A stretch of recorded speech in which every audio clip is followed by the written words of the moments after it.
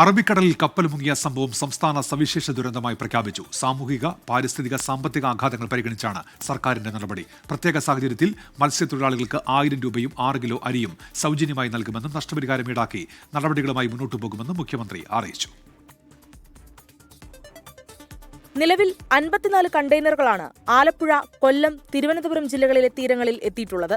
തിരുവനന്തപുരത്ത് തീരത്തടിഞ്ഞ കണ്ടെയ്നറുകളിൽ നിന്നും നർഡിൽസ് എന്നറിയപ്പെടുന്ന ചെറിയ പ്ലാസ്റ്റിക് തരികൾ അടിഞ്ഞുകൂടിയിട്ടുണ്ട്.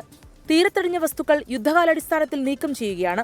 അപകടം സംസ്ഥാനത്തെ കാര്യമായി ബാധിച്ചതിനാലാണ് സംസ്ഥാന സവിശേഷ ദുരന്തമായി പ്രഖ്യാപിച്ചത്. മത്സ്യത്തൊഴിലാളികളെ കാര്യമായി ബാധിച്ചതിനാൽ ഒരു കുടുംബത്തിന് 1000 രൂപയും 6 കിലോ അരിയും താൽക്കാലിക ആശ്വാസമായി നൽകും. മത്സ്യം ഉപയോഗിക്കാതിരിക്കാനുള്ള സാഹചര്യം നിലവിലില്ലെന്നും മുഖ്യമന്ത്രി. പലതരത്തിലുള്ള ഊഹാപോഹങ്ങൾ പ്രചരിപ്പിക്കപ്പെടുന്നുണ്ട്. ആരും കുടുങ്ങിപ്പോകരുത്.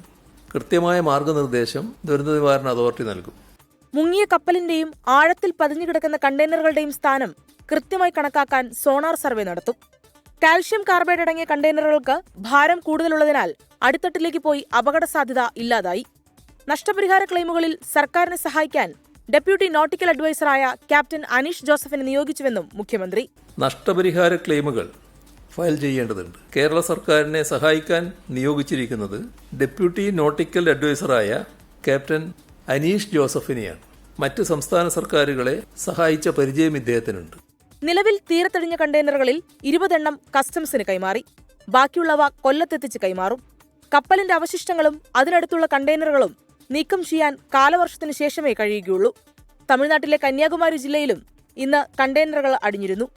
24 തിരുവനന്തപുരം.